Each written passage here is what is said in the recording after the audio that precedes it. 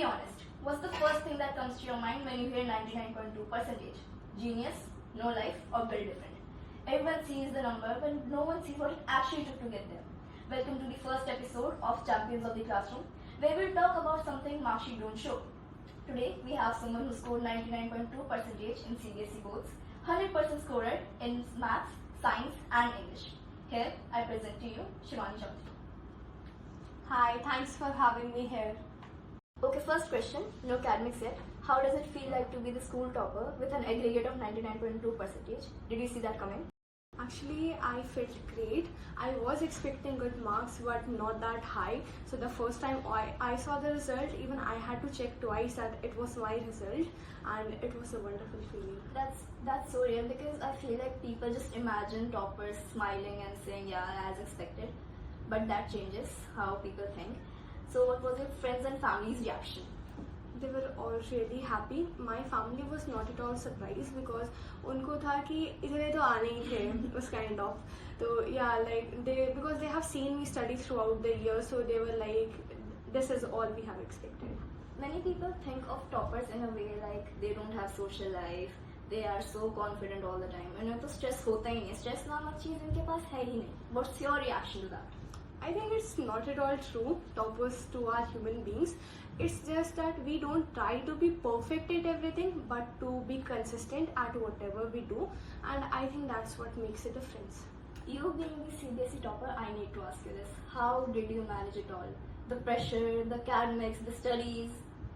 I think here your parents part come, because for me, my parents were my biggest doctor. Like they used to assist me whenever I felt pressurized. They used to distract me from my studies, and I think that's what played a very big role in me scoring such high marks.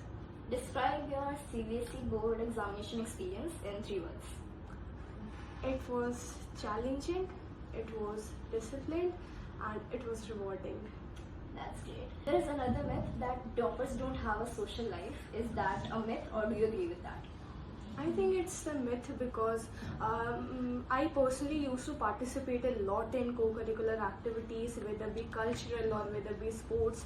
So I was very active throughout my 10th, and it does not only help me score better in academics but also prevented burnouts, because I did not feel कि मैं बस पूरा दिन पढ़ ही रही हूँ.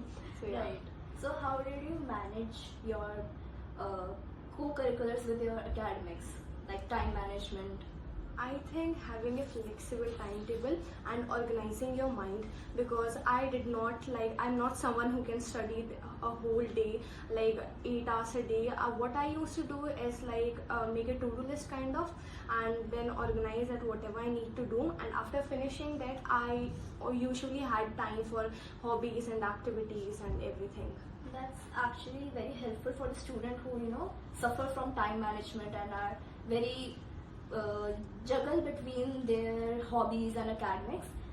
Such bolna, social media distraction, phone during your exams. How did you prevent that? Like here the role of siblings come.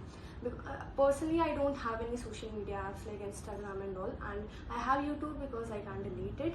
And like my brother is someone who does not leave me like 24/7. So like whenever I used to watch phone so like something like that. So yeah, that helped me a lot.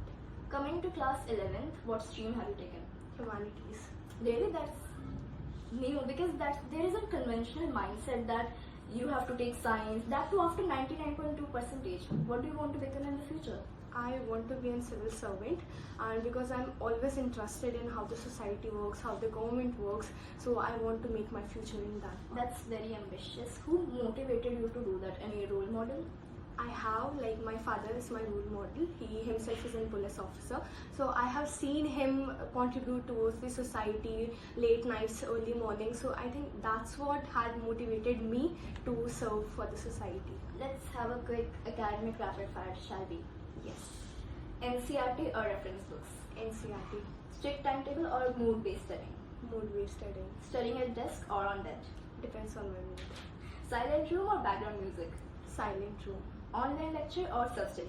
Self-study. Late night or early morning? Both.